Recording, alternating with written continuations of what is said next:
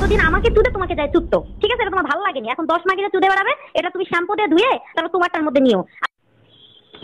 Hello, হ্যাঁ আমি নুসরাত।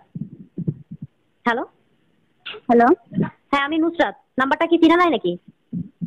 না আমি কারো নাম্বার সেভ করে রাখিনি, আমি চিনতে পারবো। আচ্ছা ঠিক আছে, আমি যেটা বলার জন্য ফোন দিলাম, তোমার জামাইকে শোনো, তোমার জামাইকে আমি ডিভোর্স দিয়ে দিছি, ঠিক আছে? উন্মুক্ত করে দিছি। তোমার জামাই এখন তোমারই।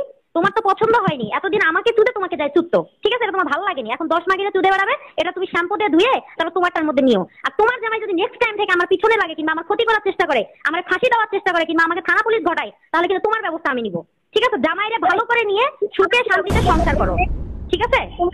তুমি সরে যাচ্ছে, আমি ঠিক আছে। প্রিয় দর্শক, বর্তমানে আমাদের এই বাংলাদেশের চলচ্চিত্রের জগৎটা হচ্ছে খুবই জঘন্য।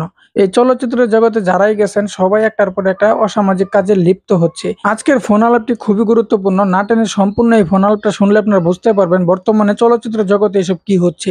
চলুন প্রিয় দর্শক, কথা না বাড়িয়ে সম্পূর্ণ সেই ফোন আলাপটা আগে আমরা একটু শুনে আসি, তারপর বিস্তারিত আলোচনা করবো। তোমার পোষাচ্ছে না কেন? তোমার জন্য, তোমার মতো মহিলার জন্যই তো আমার জীবনটা এরকম। তাহলে তোমার জামাইকে তুমি ধরে রাখতে পারো না? তোমার বিরুদ্ধে আমি মামলা দিব, কিন্তু ফাজলামি চলে না, বুঝছো?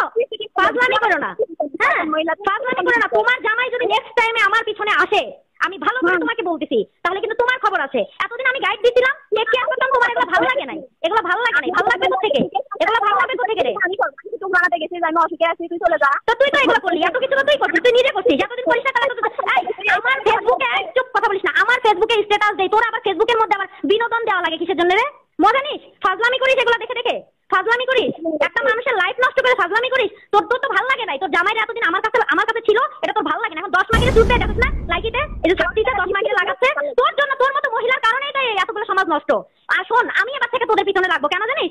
আমার পিছনে যদি লাগে আর কোনো মেয়ে যদি আমার মতো পরিস্থিতির শিকার হয়, সবগুলো মিলে তোদেরকে ধরবো। খানকি মাগিরা, তোদের জন্য আজকে তোর জামাই এরকম পথে আসছে।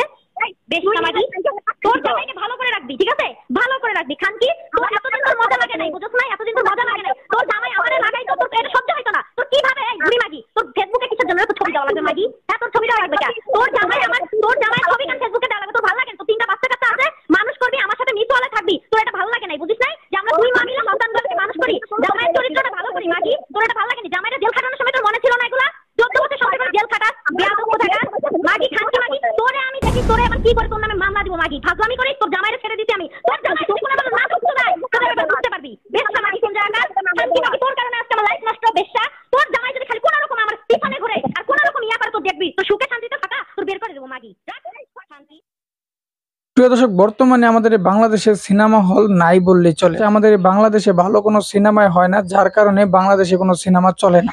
আজকে যে ফোন আলাপটা শুনলেন, এই চলচ্চিত্রের জগতে এসব নায়ক নায়িকারাই এসে এই চলচ্চিত্র জগৎটাকে ধ্বংস করলেন। প্রিয় দর্শক, এই চলচ্চিত্রের জগতের এই ফোন আলাপটা শোনার পর আপনাদের কি মতামত অবশ্যই কমেন্টে বলবেন। নতুন নতুন এমন ব্রেকিং নিউজগুলো চ্যানেলটি সাবস্ক্রাইব করুন, ভিডিওটি ভালো লাইক দিবেন। আজকে এই পর্যন্ত, পরবর্তী দেখার আমন্ত্রণ। আসসালামু আলাইকুম।